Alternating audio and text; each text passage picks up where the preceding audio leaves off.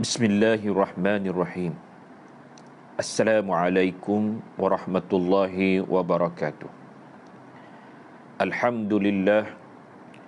Alhamdulillahilladzi arsala rasulahu bil huda wa dinil haq liyuzhirahu 'ala ad-dini kullihi walau karihal kafirun.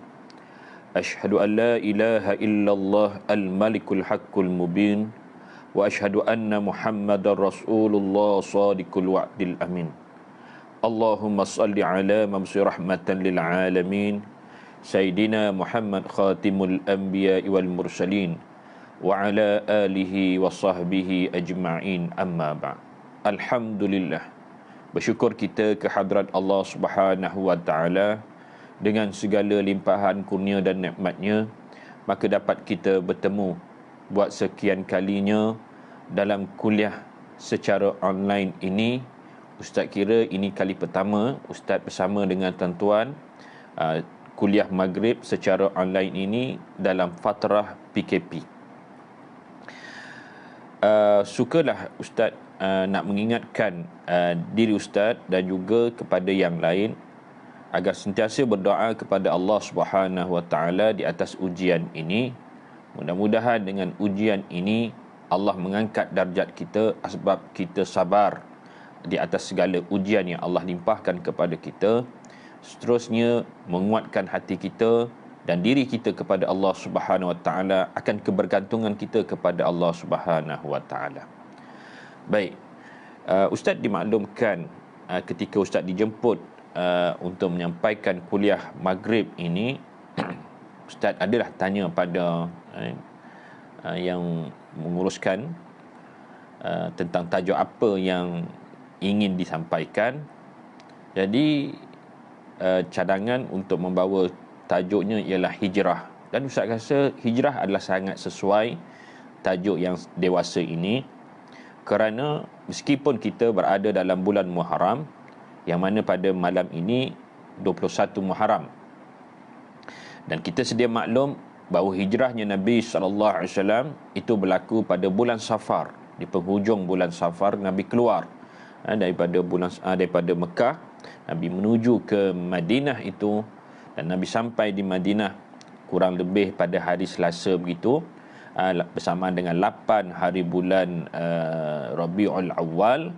Kemudian Nabi masuk, Nabi sampai di Quba pada 8 hari bulan di waktu itu, dan Nabi masuk ke Madinah pada 12 Rabiul Awal bersamaan dengan hari Jumaat. Dan apa yang Ustaz nak ceritakan di sini ialah bukanlah detik perjalanan Nabi SAW itu, tetapi perihal yang berkaitan dengan hijrah yang jarang dipersoalkan ataupun dibahaskan dalam perjalanan Nabi SAW, iaitu kenapa Madinah? Kenapa tidak di tempat yang lain? Adakah Madinah itu satu kebetulan setelah Nabi telah berhijrah kali pertamanya di Habsyah, kemudian dia tidak serasi, dan kemudiannya berlaku penghijrahan lagi, akhirnya di Madinah? Adakah suatu kebetulan ataupun sebenarnya ia sebenarnya dirancang oleh Allah Subhanahu wa ta'ala? Dan apa kaitan hijrah Nabi ini dengan peristiwa sebelum itu, iaitu peristiwa yang berlaku kepada Nabi, iaitu satu peristiwa besar, iaitu peristiwa Isra' wal Mi'raj. Iaitu Ustaz sukalah mengajak pada tuan-tuan, pada tuan-tuan yang mengikuti kuliah kita pada kali ini, tuan-tuan juga boleh bertanya dan juga boleh memberikan interaksi dalam kuliah ini. Sekiranya Ustaz mampu untuk menjawab, Ustaz akan menjawab. Kalau tidak, Ustaz akan jawab pada hari yang lain lah, pada perjumpaan kita yang lain. Ustaz nak mulakan peristiwa hijrah ini iaitu dengan peristiwa Isra' wal Mi'raj. Disebut dalam satu hadis yang diriwayatkan oleh Imam At-Tirmizi, ketika Nabi SAW dijemput oleh malaikat Jibril alaihissalam. Nabi menaiki burak, dan Nabi dalam perjalanan tersebut, Nabi bersama dengan malaikat Jibril sampai di satu tempat, Nakhlatul Zura', yakni kawasan kebun-kebun kurma. Di waktu malam, Nabi sampai di kawasan kebun kurma. Lalu malaikat Jibril beritahu kepada Nabi, "Ya Muhammad, inzil fasalli." wahai Muhammad, turun dan solat. Fa nazala fa shalla, maka Nabi turun dan Nabi solat. Setelah Nabi selesai solat, maka Jibril pun bertanya kepada Nabi, atadri aina salaita? Kau tahu tak di mana kau solat ni? Lalu Nabi SAW menjawab, Allahu a'lam. Allah lah yang lebih mengetahui tentang jawapan tersebut. Yang ini tempat di manakah Nabi itu solat. Lalu Nabi kata, Allahu a'lam. Maka dijawab oleh Jibril, laqad salaita bit-tayyibah wa ilaiha muhajarah. Sesungguhnya engkau telah solat di Tayyibah, dan di sinilah nanti akan berlakunya penghijrahan. Jelas bahawa peristiwa itu berlaku, yakni peristiwa Isra' wal Mi'raj itu berlaku sebelum berlakunya hijrah. Yang kedua, pada malam itu juga Nabi dimaklumkan oleh malaikat Jibril bahawa nantinya akan berlakunya hijrah, iaitu hijrah itu berlaku di bumi Tayyibah ataupun dinamakan Madinah Al-Munawwarah. Maka malam itu baru Nabi tahu bahawa nanti akan adanya perintah untuk hijrahnya di Madinah. Kenapa Madinah? Itu persoalannya. Kenapa Madinah? Selepas daripada, nanti kita akan jawab kenapa Madinah itu. Lanjutan daripada Nabi solat di Tayyibah, di Madinah tersebut, maka Nabi sampai di satu tempat lagi. Maka kata Jibril AS, ya Muhammad, inzil fasalli, turun dan solat. Fanazala fasalla, maka turun dan Nabi solat. Setelah Nabi selesai solat, maka Jibril pun bertanya, atadri aina salaita? Kau tahu tak di mana kau solat ni? Maka sekali lagi Nabi menjawab, Allahu a'lam. Allah lah yang mengetahui. Maka dijelaskan Jibril, laqad salaita bituri Saina haitsu kalama Allah Musa taklima. Sesungguhnya engkau telah solat di Tur Saina, Tur Sina. Tur Sina, tempat di mana Nabi Musa pernah berkata-kata dengan Allah Subhanahu wa taala. Dan tempat itu menjadi saksi bahawa pernah satu ketika Nabi Musa ni dia pernah minta pada Allah Taala nak melihat Allah Taala. Tapi ia tidak diperkenankan oleh Allah Subhanahu wa taala. Nabi Musa pingsan. Kemudian Nabi lanjutkan perjalanan sampai di satu tempat lagi. Ketika itu dah hampir ke Baitul Maqdis ataupun ke Masjidil Aqsa, tapi tak sampai lagi. Maka Nabi sampai di satu tempat, maka Jibril kata, ya Muhammad, inzil fasalli. Jibril kata, ya Muhammad, turun dan solat. Fa nazala fasalla, maka Nabi turun dan Nabi solat. Setelah Nabi selesai solat, maka Jibril pun bertanya, atadri aina salata? Kau tahu tak di mana kau solat? Maka Nabi menjawab, Allahu a'lam. Allah lah yang lebih mengetahui. Maka jawab Jibril, laqad salaita bi Baitul Laham haitsu wulida Isa alaihi salam. Sungguhnya engkau telah solat di Baitul Laham, dan di sinilah tempat di mana Nabi Isa alaihi salam dilahirkan. Kemudian Nabi pun sampailah ke Masjidil Aqsa. Sampai di Masjidil Aqsa, lalu Nabi melihat para Nabi telah menunggu-nunggu kedatangan Nabi dan menyambut kedatangan Nabi SAW. Dan ketika itu Nabi terlihat akan 3 orang Nabi, iaitu Nabi Ibrahim AS, Nabi Musa AS, dan Nabi Isa AS sedang duduk dan membicarakan perihal mengenai tentang kiamat, di mana mereka bertanya kepada Nabi Ibrahim. Mana Nabi Musa dan Nabi Isa bertanya kepada Nabi Ibrahim perihal mengenai kiamat. Nabi Ibrahim kata tak tahu. Kemudian ditanya pula kepada Nabi Musa pun tak tahu. Kemudian ditanya pula kepada Nabi Isa, baru Nabi Isa beritahu. Lalu Nabi Isa beritahu tentang beliau diperintahkan oleh Allah Subhanahu taala agar nantinya baginda akan turun. Antaranya tujuan baginda turun ialah baginda akan membunuh Dajjal. Kemudian setelah itu masyarakat pun dunia menjadi aman. Kemudian keluarnya kaum Ya'juj wal Ma'juj melakukan kerosakan di dunia. Kemudian mereka bertemu lagi dengan Nabi Musa, minta tolong Nabi Musa berdoa kepada Allah Subhanahu wa taala. Kemudian apa yang berlaku? Nabi Musa berdoa, lalu Allah turunkan musibah kepada Dajjal, katanya penyakit, ada yang kata ulat, sejenis ulat yang memakan mereka. Akhirnya mereka mati bergelimpangan. Kemudian turunnya hujan lebat, akhirnya bumi ini dibersihkan. Kemudian dunia sekali lagi menjadi aman. Nabi Musa bercerita kepada dua nabi tadi di Masjidil Aqsa itu atas sifat nubuwah kenabian.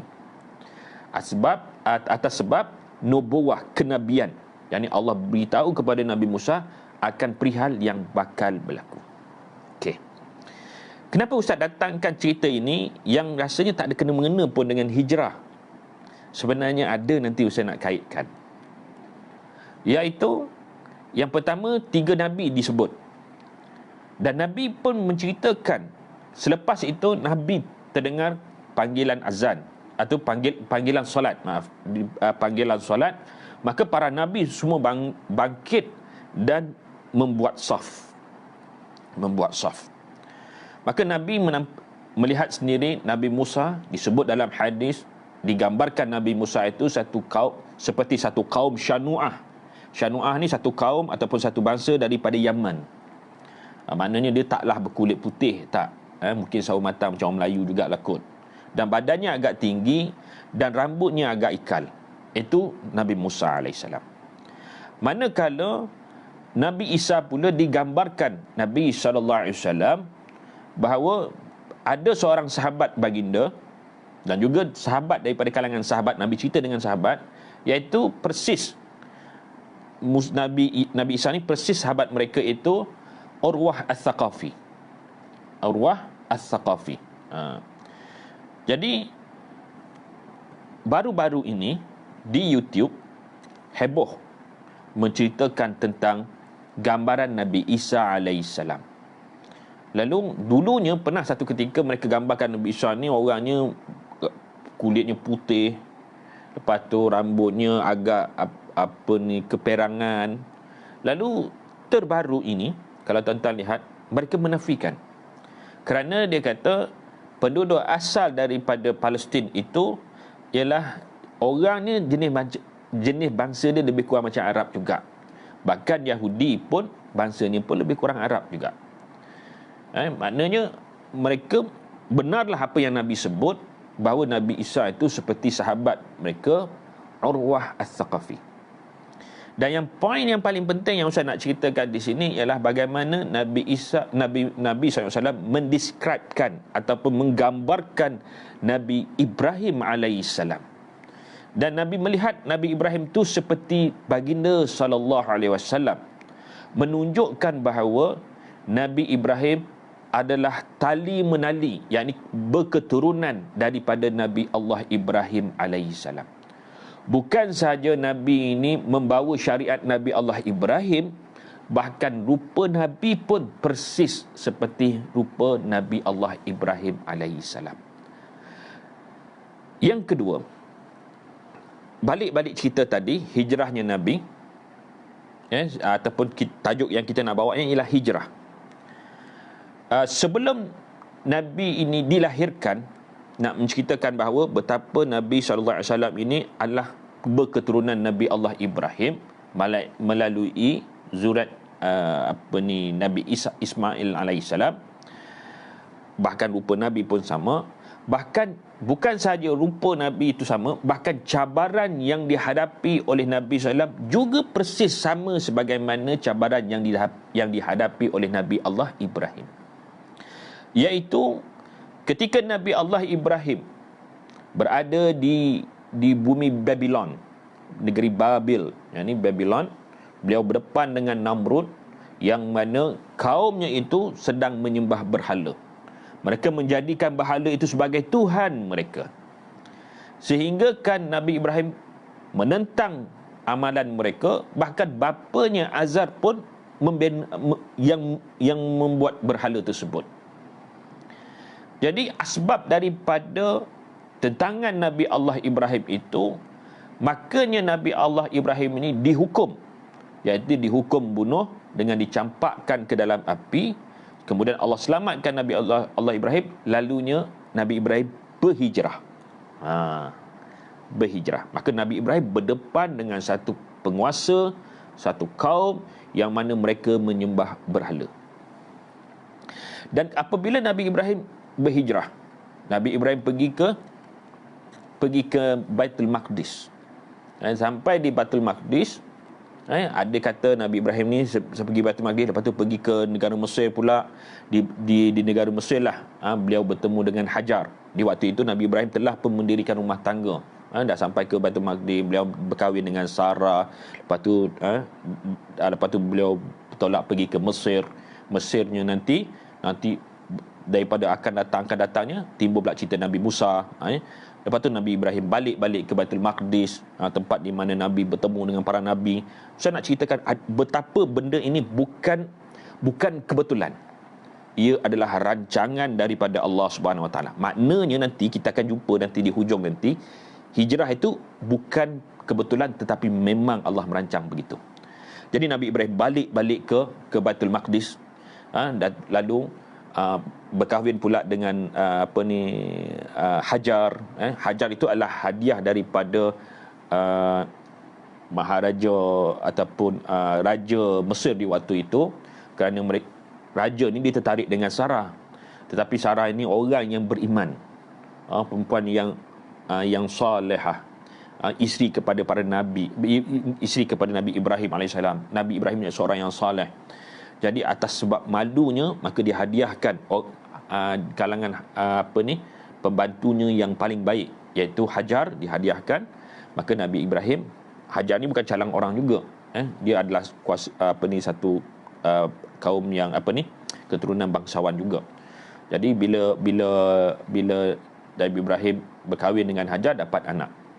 Bila dapat anak Ismail, tuan-tuan pun tahu cerita, Allah perintahkan agar membawa anaknya Ismail tadi dengan Hajar itu berhijrah.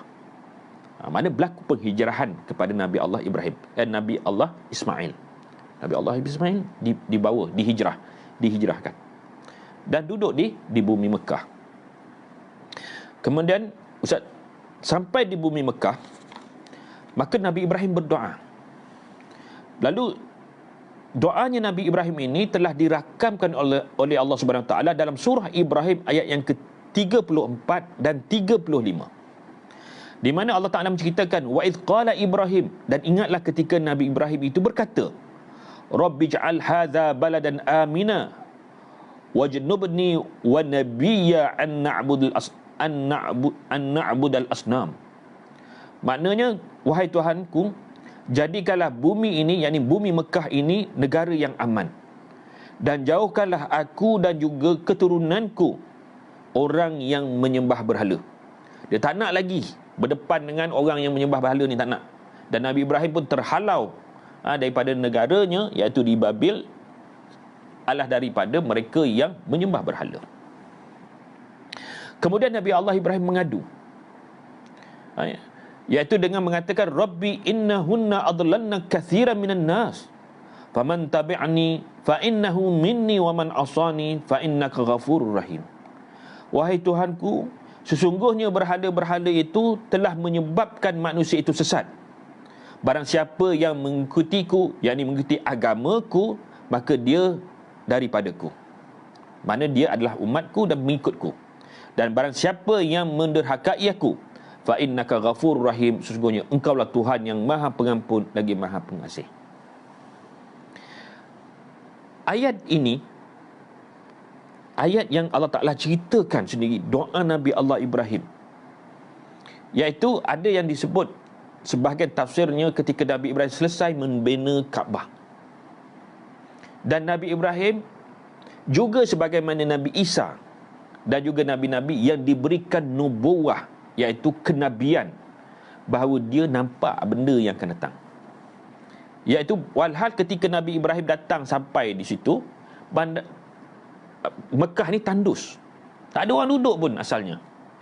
Tandus, bumi yang tandus. Lalu Nabi Ibrahim bina Kaabah. Setelah Nabi Ibrahim balik, lepas tu balik-balik, bila Nabi Ismail dah mula besar, dia pun bina dengan Nabi Ismail binaan Kaabah tu. Dah jumpa terlebih dahulu, jumpa air dahulu. Yang tuan-tuan maklum, tuan-tuan semua dah tahu cerita ni. Nabi Ibrahim tinggalkan mereka berdua tu dalam keadaan kontang. Kemudian Allah bantu dengan mendatangkan air air Zam-Zam. Lepas tu bawa orang datang, Nabi Ibrahim datang balik. Ketika tu Nabi Ismail pun dah mula besar. Mereka bina Kaabah, Nabi Ibrahim berdoa. Kemudian apa yang berlaku, Nabi Ibrahim berdoa di depan Kaabah, dengan mengatakan Rabbana wab'ath fihim rasulan minhum. Wahai Tuhan, wahai Tuhanku, utuskanlah daripada mereka ini, yakni zurat Nabi Ismail ini, seorang rasul, yang mana rasul ini akan membacakan kepada kaumnya tentang firman-firman-Mu, wa yuzakkihim, dan rasul itu sendiri akan membersihkan kaumnya daripada menyembah berhala. Walhal di waktu itu berhala belum ada lagi. Ini dipanggil nubuwah, yang ini dipanggil kenabian yang Allah berikan kepada Nabi Allah Ibrahim. Itu nubuwah, sifat nubuwah. Dan macam mana Nabi Ibrahim? Sebab diberitahu. Siapa yang beritahu? Malaikat Jibril. Yang beritahu Allah Ta'ala melalui malaikat Jibril. Begitulah yang saya nak ceritakan nubuwahnya Nabi SAW tentang berlakunya penghijrahan nanti di Madinah itu ketika bila? Ketika Nabi sampai pada malam Isra' wal Mi'raj itu, ketika sampai satu tempat yang Jibril kata, wahai Muhammad, turun dan solat. Itu nak ceritakan rentetan nubuwah, kenabian ataupun mukjizatnya, ataupun Allah berikan ilmu kepada para nabi. Itu akan berlaku. Dan itulah yang berlaku kepada Nabi Allah Ibrahim. Nah, kemudian tu apa yang berlaku? Nabi mula merancang. Setelah Nabi balik daripada peristiwa Isra' wal Mi'raj tersebut, Nabi menerima perintah solat. Bukan solat saja, banyak benda yang Allah bagikan, tas-tas yang Nabi kena buat. Bahawa Nabi dah diberitahu bahawa akan berlakunya hijrah, maka Nabi dia kena fikir, lepas ni akan berlakunya hijrah. So bagaimana cara Nabi nak hijrah ni? Hijrah yang macam mana? Ke Nabi nak bawa, okey, malam tadi aku dah diperintahkan Allah Ta'ala kata kita akan hijrah. Tak, Nabi tak buat begitu. Nabi mula merancang. Sebab itu bila Allah maklumkan, dia mesti merancang bagaimana nak melakukan hijrah. Maknanya hijrah bukan secara kebetulan, tapi mesti dirancang. Makanya Nabi melihat bahawa untuk nak pergi ke Madinah, mestilah di waktu itu agama ini sudah diterima. Makanya pada masa yang sama, Nabi kena merancang, iaitu bilakah orang Madinah ni datang ke Mekah? Tidak lain dan tidak bukan ialah musim haji. Bila datangnya musim haji, dan haji ini telah disyariatkan sejak Nabi Allah Ibrahim. Lepas bina Kaabah tu, makanya di waktu itulah barulah diajarkan oleh Allah Ta'ala melalui malaikat Jibril tentang ibadah haji ni. Kan? Lepas bina Kaabah kan, Allah perintahkan pada Nabi Ibrahim, wa'azzin, panggil mereka tu datang ke Mekah dan melaksanakan ibadah haji. Maka datangnya mereka, orang Madinah tu datang ke Mekah dalam melaksanakan haji, dan antara ibadahnya ialah mereka akan berkumpul di Mina. Maka di waktu itulah Nabi akan pergi ke Mina. Nabi akan cari kumpulan-kumpulan yang berasal daripada Tayyibah ataupun Yathrib. Nabi tanya, ini daripada mana? Daripada Yathrib. Maka Nabi akan mengisytiharkan kerasulan baginda sallallahu alaihi wasallam. Dan yang mudahnya, iaitu Nabi ini, bila Nabi mengisytiharkan bahawa Nabi ialah Nabi akhir zaman, orang Yathrib ni mudah terima. Nah, kenapa mereka mudah terima? Kita berhentikan dulu, kita sambung pada cerita Nabi Musa pula. Kita kisahkan Nabi Musa. Nabi Musa yang kita tahu, sebab nanti akhir Ustaz akan sambung semua cerita ni. Ni kuliah hari ni dia beza sikit dengan kuliah-kuliah orang lain. Yang ni dia macam papan puzzle ataupun buah puzzle yang nanti kita akan susun balik semua ni. Kan? Okey, baik, kita tinggalkan tu dulu. Kemudian kita tengok Nabi Musa. Nabi Musa, ketika Nabi Musa ini Allah utuskan dia, malaikat Jibril beritahu kepada Nabi Musa bahawa Nabi Musa ini ialah Nabi, seorang Nabi, sebagaimana ketika Nabi SAW ketika mula-mula didatangi Jibril alaihissalam, Nabi dalam keadaan ketakutan. Lalu bila Nabi balik, Nabi beritahu zammiluni selimutkan aku, maka Khadijah pun selimut. Ketika Nabi tidur tu, Khadijah ni risau, macam mana ni? Apa yang dah berlaku? Ketika Nabi sedar, Khadijah bawa Nabi ni jumpa dengan Waraqah bin Naufal. Maka bila diceritakan, Waraqah kata, itu Namus, dia kata. Namus ni adalah malaikat Jibril, sama yang berlaku kepada Nabi Musa alaihissalam. Itu je nak ceritanya. Kan nak ceritakan. Okey, baik. Kisah Nabi Musa alaihissalam. Nabi Musa ni kita dah tahu dah cerita dia. Allah perintahkan dia untuk tegur kepada Firaun, yang akhirnya atas sebab itulah maka Firaun menentang Nabi Musa, dan tuan-tuan pun tahu ceritanya, sehingga Nabi Musa juga terhalau keluar, yakni hijrah keluar daripada bumi Mesir menuju ke mana? Baitul Maqdis. Dia balik-balik tempat tu juga, dia pusing-pusing ke situ juga, Baitul Maqdis. Jadi bila pergi ke Baitul Maqdis, lepas tu timbul pula cerita Nabi Musa ni ketika nak menuju ke Baitul Maqdis, Yahudi tidak menerima arahan ataupun menentang arahan daripada Allah Ta'ala, ketika mana Nabi Musa kata Allah perintahkan supaya kita masuk ke bandar Baitul Maqdis, dan di waktu itu Baitul Maqdis itu dikuasai oleh kaum Jabbarin, mereka yang kuat gagah. Yahudi ni dia penakut sikit, sembang lebat tapi penakut. Lalu dia cakap, izhab warabbuka faqatila inna hauna qa'idun. Kau pergilah dengan Tuhan kau berperang, dan kami nak tunggu sini, kata dia. Kami tak nak masuk. Asbab kederhakaan mereka ini, maka Allah sesatkan mereka ini selama 40 tahun. Seorang ulama daripada Saudi, Ustaz dah lupa namanya, mengatakan kenapa 40 tahun? 40 tahun adalah satu tempoh satu generasi. Makanya pada waktu itu habis genapnya 40 tahun barulah mereka dapat masuk kepada Baitul Maqdis, kerana Allah Ta'ala telah sesatkan. Di waktu itu Nabi Musa pun wafat, Nabi Harun bersama Nabi Musa pun wafat, dan generasi-generasi itu telah pun wafat. Yang ada ialah generasi kedua daripada mereka. Itu 40 tahun. Itu cerita 40 tahun. Nah, maknanya hijrah ada kaitan dengan ketaatan. Itu nak ceritakan, kalau hijrah tidak ada ketaatan, dia akan jadi sebagaimana berlaku kepada kaum Nabi Musa AS. Jangankan kaumnya, dengan Nabi Musa pun tak sampai juga ke Baitul Maqdis. Baik, habis cerita di situ. Kemudian timbul pula zaman Nabi Daud, barulah mereka dapat bandar Baitul Maqdis. Kemudian diikuti oleh zaman Nabi Sulaiman AS.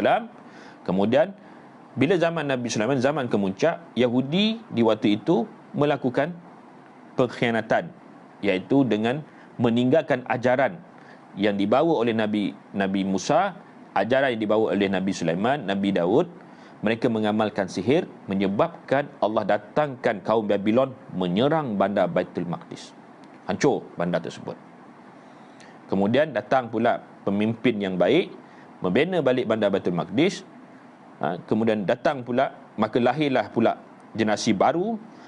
Maka di waktulah lahirnya Nabi Zakaria, Nabi Yahya dan juga Nabi Isa alaihissalam. Sekali lagi, Bani Israel Yahudi ini dia lupa kepada Allah Ta'ala. Dia melakukan kezaliman, tipu dalam timbangan, mereka melakukan penindasan. Akhir sekali Allah datangkan, mereka cuba nak membunuh para Nabi. Mereka bunuh Nabi. Mereka bunuh Nabi Zakaria, mereka bunuh Nabi Yahya.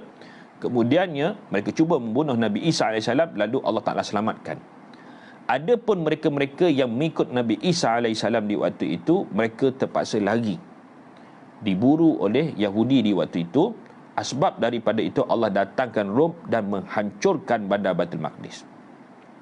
Dan ada pun mereka-mereka yang cuba menyelamatkan diri, serangan Rom pun satu, yang Yahudi menyerang pengikut-pengikut Nabi Isa itu pun satu hal. Mereka ni cuba lari bertempeliaran, mereka cari iaitu dalam kitab-kitab mereka tentang kedatangan Nabi akhir zaman, Nabi yang akan mengalahkan semua bangsa besar, Rom dan juga Parsi di waktu itu. Maka ada di antara mereka lari ke negara Yaman. Sebab tu Yaman pun ada Yahudi di waktu itu. Ada yang pergi ke Khaybar. Kerana apa? Kenapa Yaman dan Khaybar? Kerana Yaman terdapatnya kebun-kebun kurma, Khaybar juga terdapat kebun-kebun kurma, dan di situ ada tanda kenabian. Kerana Nabi akhir zaman ini agamanya akan disambut, mana agamanya akan melonjak naik di tempat kawasannya kebun-kebun kurma.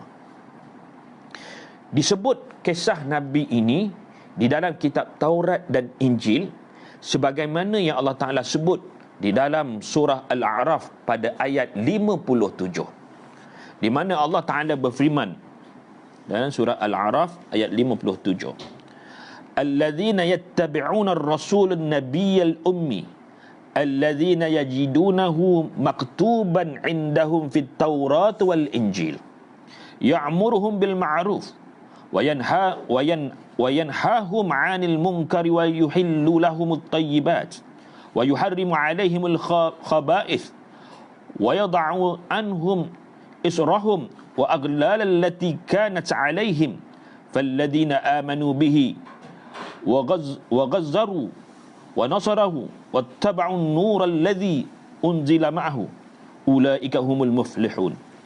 Artinya, iaitu orang-orang yang mengikut Rasulullah sallallahu alaihi wasallam, yakni Nabi Muhammad sallallahu alaihi wasallam, nabi yang ummi, yang mereka dapati tertulis namanya dan sifatnya dalam kitab Taurat dan juga kitab Injil yang ada di sisi mereka, dan menyuruh mereka dengan perkara-perkara yang baik dan melarang mereka daripada melakukan perkara-perkara yang keji, dan dia menghalalkan bagi mereka segala benda yang baik dan mengharamkan kepada mereka segala benda-benda yang buruk, dan dia juga menghapuskan dari mereka beban-beban dan belenggu-belenggu yang ada pada mereka. Maka orang-orang yang beriman kepadanya dan memuliakannya, juga menolongnya serta mengikut nur cahaya yang diturunkan kepada Allah kepadanya, yakni Al-Quran, mereka itulah orang-orang yang berjaya. Kisah Nabi ini Allah Ta'ala sebut dalam surah Al-A'raf pada ayat 157, terbukti disebut dalam kitab mereka, iaitu kitab Izayah chapter 4 verses 11, dan juga kitab Izayah chapter 42. Kitab Izayah chapter 42 itu menceritakan secara khusus sifat-sifat Nabi yang dinyatakan dalam kitab-kitab mereka sebagaimana yang Allah Ta'ala sebut dalam pada ayat yang ke-57. Apa cerita dia? Di antaranya disebut kisahnya Nabi ni seorang yang ummi. Nabi disokong oleh mereka-mereka yang lemah, mereka yang berkuasa menentang Nabi. Itu sebagaimana berlaku di Mekah. Okey. Yang keduanya, Izayah kitab chapter 4 verse 11, iaitu menceritakan perihal hijrahnya Nabi akhir zaman tersebut dalam kitab mereka. Ya, terima kasih. Surah Al-A'raf ayat 157. Nanti tuan-tuan tengok balik dalam kitab Izayah ni kitab mereka. Yang ada kata Izayah ni Bible, ada kata Izayah ni Taurat. Jadi dalam kitab itu menceritakan dia panggil Jabal Salak. Jabal Salak ni Sela Mountain. Kalau tuan-tuan tulis Sela Mountain, itulah Sela Mountain in Madinah, itu ialah terletak di Madinah. Siapa yang pernah pergi ke Madinah, tuan-tuan sampai di Madinah, tuan-tuan akan dapati dekat dengan berdekatan dengan Masjid Nabi ni, ada satu bukit yang besar. Sering jemaah kita silap, ingat itu kalau kat belakang lah, maksudnya kat belakang pada Masjid Nabawi tu, ujung lebih kurang dalam 5 km begitulah. Mereka akan kata, oh itu Jabal Uhud Ustaz. Tak, itu bukan Jabal Uhud. Jabal Uhud lain. Tapi itu Jabal tu disebut Jabal Salak. Salak ini satu bukit yang besar. Itulah berlakunya perang Khandaq pun di situ juga. Dia dipanggil Jabal Salak, ataupun dalam bahasa Inggeris dipanggil Sela Mountain. Apa kaitan dengan Sela Mountain ni dengan cerita nubuah kenabian tadi? Dengan cerita yang disebut dalam kitab Taurat, kitab Injil ni. Iaitu ketika orang Yahudi tadi berkeliaran larilah akibat serangan Rom, dan juga buruan daripada Yahudi-Yahudi yang jahat ni. Jadi mereka cuba lari pergi ke tempat-tempat yang dikatakan Nabi akhir zaman itu akan datang.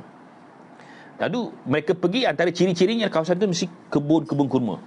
Mereka pergi ke Yaman, mereka pergi ke Khaybar. Tetapi disebut dalam kitab mereka itu, kisahnya ketika Nabi itu sampai, penduduk Sela, yakni penduduk Sela tu, yakni penduduk yang berdekatan dengan Bukit Sela ataupun Sela Mountain tadi, ataupun dalam bahasa Arab Jabal Salak, mereka akan keluar dan menyanyi-nyanyi kedatangan Nabi tersebut. Maka ternyata Sela ataupun Bukit Sela itu, Gunung Sela itu ataupun Jabal Sala itu tidak ada di Yaman dan juga tidak ada di Khaybar, tak ada. Sehinggalah seorang pedagang daripada Yaman, bila dia dengar cerita ni, orang Yaman ni sejak dulu lagi, mereka ni suka mengembara dan juga berdagang. Sekejap pergi ke Yaman, sekejap pergi ke negara Syam. Pada satu ketika mereka jalan, mereka singgah di satu tempat di Madinah, di Taibah. Kawasan ni kebun-kebun kurma banyak. Lalu dia pun tanya, dia tertarik hati tentang satu bukit kawasan tersebut. Lalu dia tanya, ni bukit apa ni? Lalu dia kata, penduduk kata inilah Bukit Salak, Jabal Salak, Jabal Salak. Mendengar sahaja cerita Jabal itu ialah Jabal Salak, dan dia mengingati tentang bagaimana penita-penita ataupun rabai-rabai Yahudi yang ada di baik yang ada di Yaman maupun di negara Syam, menceritakan kedatangan Nabi akhir zaman tu. Melihat tu, itulah tempatnya. Ini tanda-tandanya tu di situ. Lalu tujuan dia nak pergi ke Syam tadi tidak jadi, dia patah balik pergi ke Yaman. Lalu dia ceritakan kepada penita-penita tersebut ataupun rabai-rabai, mengatakan bahawa tempat yang tuan-tuan cerita itu saya dah jumpa, iaitu di Madinah ataupun disebut di Yathrib di waktu itu.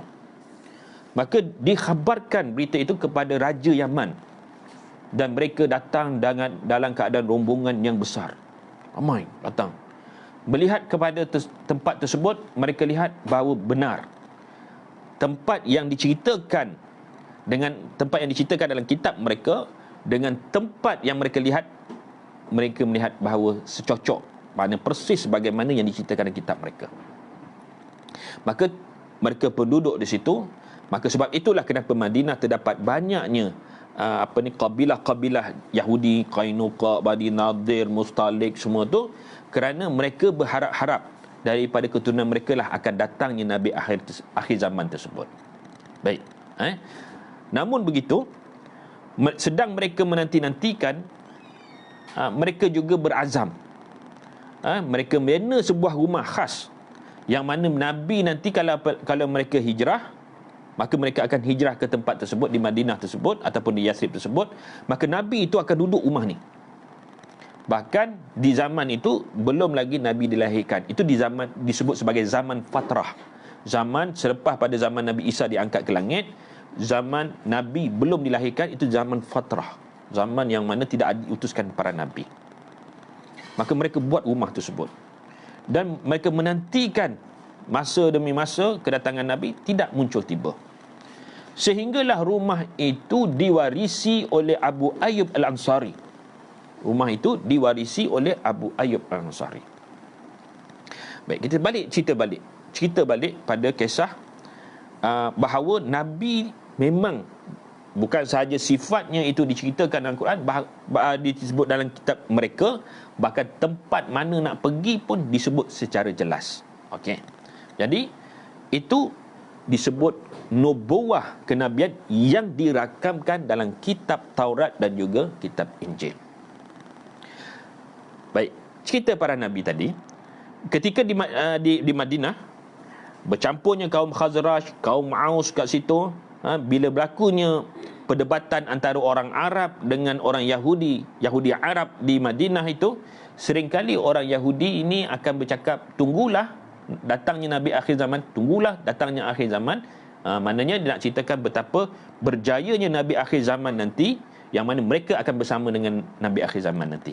Akan binasalah kaum Aus dan Khazraj. Jadi sebab itulah mereka ceritakan tentang kedatangan Nabi akhir zaman begini dan Nabi akhir zaman begini. Ketika Nabi SAW bertemu dengan sebahagian daripada Aus dan Khazraj ketika mereka melaksanakan haji ketika di Mina, Nabi mestihakan Nabi yang diceritakan dalam kitab-kitab Taurat dan kitab Injil. Maka merekalah orang yang pertama sambut Nabi sebagai Nabi, dan mereka telah mengikat perjanjian dengan Nabi yang disebut sebagai perjanjian Aqabah yang pertama, ataupun disebut dengan perjanjian Bai'atun Nisa. Tahun berikutnya, maknanya Nabi melihat bahawa ada potensi bila 12 orang yang pertama ni, yang jemaah haji ni datang daripada Madinah ni terima, maka Nabi melihat ini ada potensi. Itu sebab tu dikatakan ada perancangan hijrah. Kemudian tahun yang berikutnya datang pula orang lain pula datang. Dah ceritakan tentang Nabi isytiharkan lagi, maka 2 tahun berturut-turut Nabi sampaikan dakwah ini kepada penduduk Madinah, dan Nabi utuskan Mus'ab bin Umair bila sampai di Madinah, dan agama itu telah tersebar. Jadi sebab itulah bila berlakunya penghijrahan Nabi SAW, penduduk Madinah itu sudah pun menerima, bahkan menanti-nanti kedatangan Nabi SAW ke tempat mereka. Kemudiannya apa yang berlaku, Ustaz ringkaskan je lah, Ustaz tak sempat nak cerita satu persatu, jadi Ustaz teruskan saja. Jadi ketika Nabi berhijrah, disebut sebahagian sirah mengatakan Nabi keluar pada bulan Safar, ada yang kata 28 bulan Safar, ada yang kata 26. Jadi jelasnya di penghujung bulan Safar, dan Nabi sampai di awal Nabi sampai di Quba itu awal pada bulan Rabiul Awal, lebih kurang ada yang kata 8 hari bulan begitu. Jadi dan Nabi tinggal di Quba selama 4 hari. Pada hari Jumaat bersama dengan 12 Rabiul Awal, Nabi pun keluar. Nabi solat Jumaat dulu. Lepas tu yang sekarang ini dikenali sebagai Masjid Jumaah. Satu lagi Masjid Quba. Di Quba tu Nabi duduk situ. Lepas tu Nabi menuju nak ke Madinah itu, Nabi singgah satu tempat, Nabi solat di situ, dinamakan Masjid Jumaah. Masjid Jumaah tu berdekatan dengan Masjid Quba. Jadi, baik. Lepas tu kemudian Nabi pun masuk ke Madinah, dan di waktu itu Nabi disambut oleh penduduk Madinah dengan menyanyi persis sebagaimana yang disebut di dalam kitab mereka, kitab Izayah chapter 4 verse 11, yang sebagaimana Allah Ta'ala sebut dalam surah Al-A'raf tu, disebut Nabi dan sifat-sifatnya itu di dalam kitab-kitab mereka, Injil dan juga Taurat. Memang disebut. Jadi memang disebut. Jadinya kedatangan Nabi ke Madinah itu bukan kebetulan, memang perancangan Allah Ta'ala. Bahkan kalau kita imbas kembali bahawa hubungan antara bumi Mekah dan juga Madinah itu sebenarnya itu ada perhubungan. Iaitu kalau kita imbas kisah Nabi SAW ketika Nabi dalam kandungan ibunya, bapanya Abdullah pergi ke Madinah mencari keluarga, Abdullah meninggal, dan Abdullah juga dikebumikan di Madinah. Ketika Nabi berumur 6 tahun, Nabi dibawa oleh ibunya pergi ke Madinah, menziarahi keluarganya di sana, dan menziarahi makam ayahnya di sana, dan keluarga ayahnya di sana. Ketika perjalanan nak balik, singgah di Abwa pun juga di kawasan Madinah, ibunya meninggal di sana, dan Nabi pun wafat dan dikebumikan juga di Madinah. Itu bukan satu kebetulan, tetapi memang adalah perancangan Allah Subhanahu wa taala. Jadi itulah keberkatan bumi Madinah. Bukan saja jasad Nabi di situ, jasad ibu bapa Nabi pun berada di Madinah. Okey, jadi itu yang saya nak jelaskan. Okey, balik cerita tentang balik cerita tentang Nabi tadi. Nabi sampai di Nabi masuk ke Madinah itu pada 12 Rabiul Awal bersama dengan hari Jumaat. Dah habis masa ni. Dah masuk Isyak. Jadi Ustaz, okey baik Ustaz, 2 minit je Ustaz akan habis, insya-Allah dah masuk Isyak dah. Jadi Ustaz Jadi Ustaz pun Nabi SAW masuk menaiki unta baginda bernama Al-Qaswa.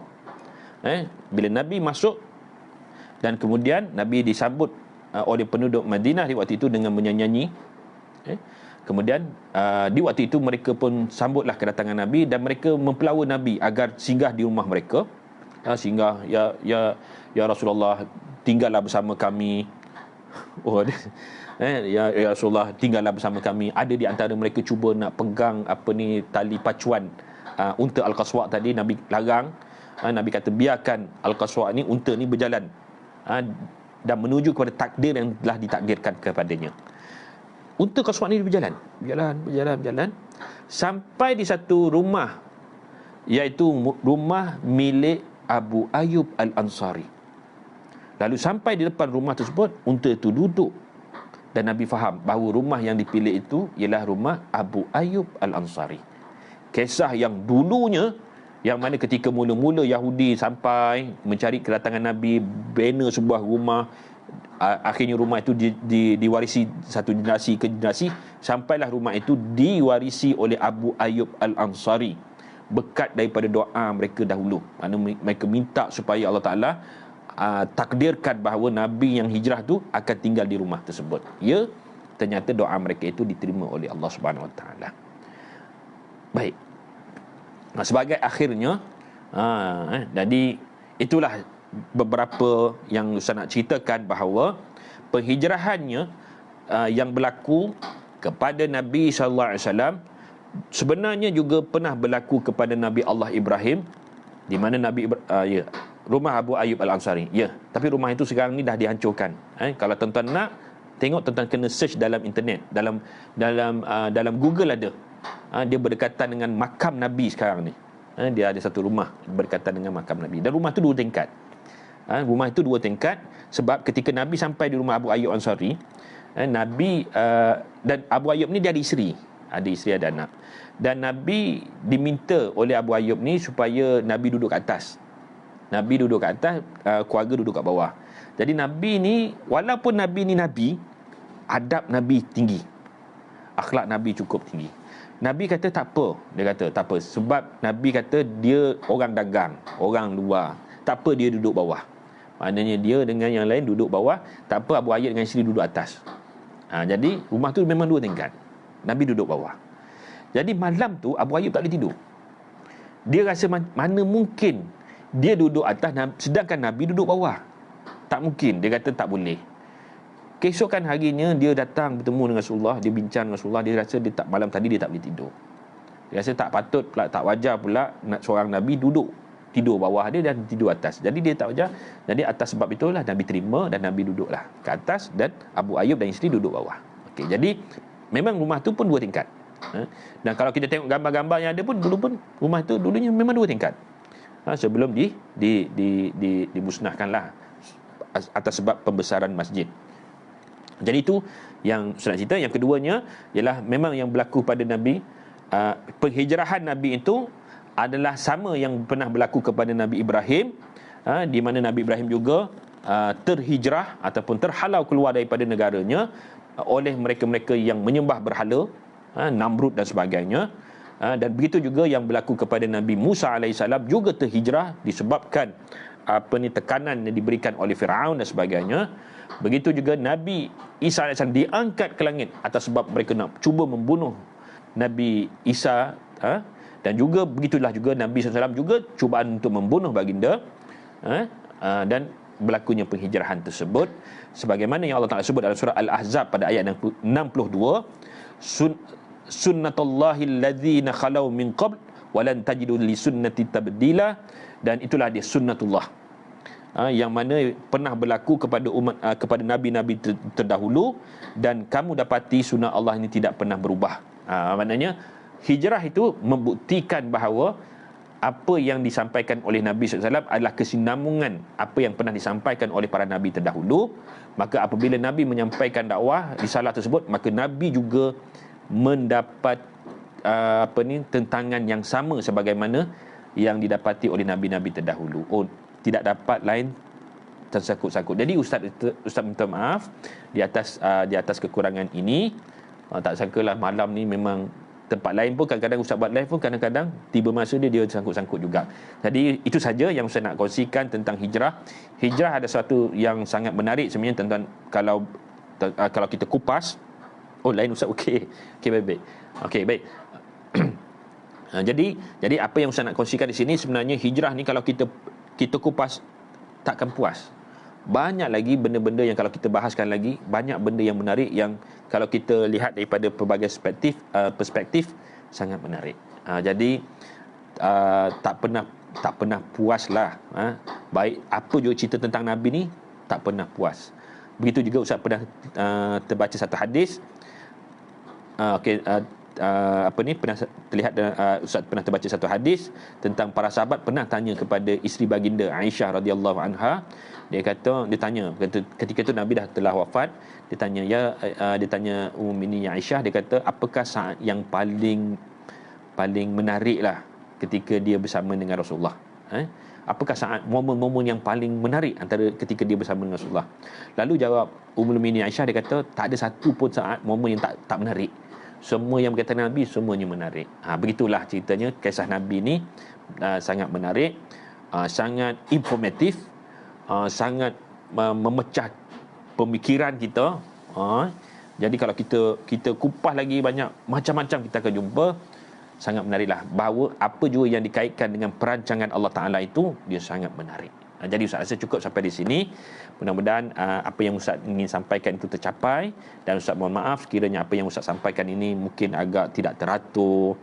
Yalah, maklumlah, Ustaz cuba menyampaikan cerita hijrah ini dalam perspektif yang berbeza. Biasanya Ustaz datangkan satu flow penceritaan itu secara mendatar, jadi kita senang ikut. Kali ini pula dia macam buah puzzle, kejap cerita yang ni, kejap cerita yang ni, kejap cerita yang ni, lepas tu sambung pula, jadi letih sikit lah. Kalau orang yang dia menekuni cerita ni, dia akan faham. Tapi kalau tak follow sangat, kejap cerita Nabi Ibrahim, kejap cerita ni, jadi dia confused. Jadi itu saja. Jadi yang baik datang daripada Allah, yang salah, yang silap adalah kelemahan diri Ustaz sendiri. Ustaz mohon maaf sekali lagi. Aku qauli hadza wa astaghfirullah li wa lakum. Terima kasih banyak-banyak tuan-tuan kerana sudi bersama Ustaz daripada awal hingga ke akhir. InsyaAllah mudah-mudahan kita mendapat keberkatan bersama. Wallahu ta'ala alam. Assalamualaikum warahmatullahi wabarakatuh.